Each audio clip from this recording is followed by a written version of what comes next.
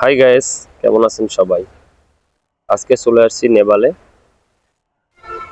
সচরাচর নেপালে দিনের বেলা আসা হয় না, ম্যাক্সিমাম তো রাতেই আসি।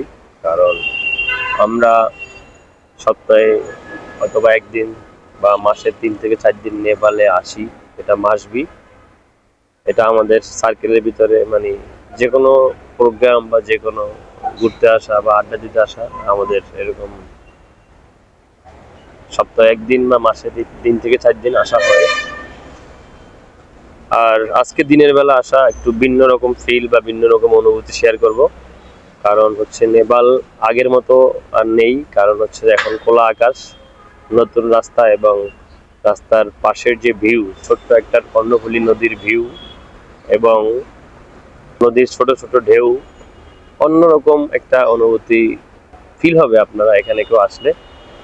এর কারণ হচ্ছে আমি বাইক চালিয়ে যাচ্ছি এবং নদীর দিকে বারবার তাকাচ্ছি।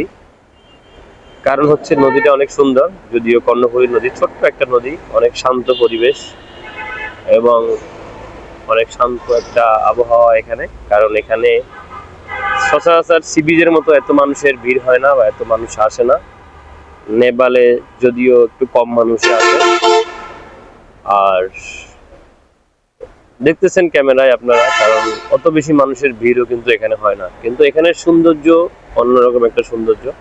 আর আমি যাব একদম মাথার দিকে, কারণ মাথার দিকে একটা সুন্দর টার্মিনাল আছে। আমি টার্মিনালের দিকে যাব, ওখানে গিয়ে টার্মিনালের উপরে কিছুক্ষণ দাঁড়াবো। আর একটা কথা হচ্ছে, টার্মিনালের ওখানে কিছু রেস্টুরেন্ট আছে, টার্মিনালের উপরে বসতে দেয়। হয়তোবা ওখানে বসলে আলাদা একটা ফিল হয়। কারণ হচ্ছে যে মনে হবে যে নদীর ভিতরে কোনো রেস্টুরেন্টে বসে খাচ্ছি, বা নদীর ভিতরের যে আবহাওয়াটা সেটা ওই টার্মিনালের ওখানে বসলে এই ফিলটা নেওয়া যায়। যদিও নেপাল এখন আর আগের মতো নাই। যদিও আগের মতো নাই বলতেছি কারণ হচ্ছে যে আগে দুই সাইডে গাছ, বা এক সাইডে অনেক গাছ ছিল আর এক সাইডে পাথরের কিছু সীমানার মতো ছিল। এখন এরকমটা নাই, এখন হচ্ছে যে একদম খোলা আকাশের মতোই লাগে। কারণ অনেক গাছ কেটে ফেলা হয়েছে। আর রাস্তা দিয়ে যাওয়ার সময় মানে সাগরের দিকে বা নদীর দিকে তাকাইলে যেটা হয় সেটা নেপালেই হয়, অন্য কোথাও এরকমটা হয় না। কারণ এত কাছ থেকে গাড়ি চালাই বা গাড়ি চালানো, নদী দেখা, এরকমটা চট্টগ্রাম শহরে তেমন একটা এরকম ফিল নেওয়া যায় না বা হয় না। তো আজকে আমি একদম লাস্ট, নেপালের লাস্ট যে জায়গা বা লাস্ট যে সীমানা, ওখানেই যাব। কারণ হচ্ছে ওখানে গিয়ে বললামই তো, টার্মিনালের ওখানে কিছুক্ষণ দাঁড়াবো, আড্ডা দিব, তারপরে আবার ব্যাক করে চলে আসবো, বা কোনো কোথাও বসে এই কিছুক্ষণ সময় কাটাবো, এটাই আর কি।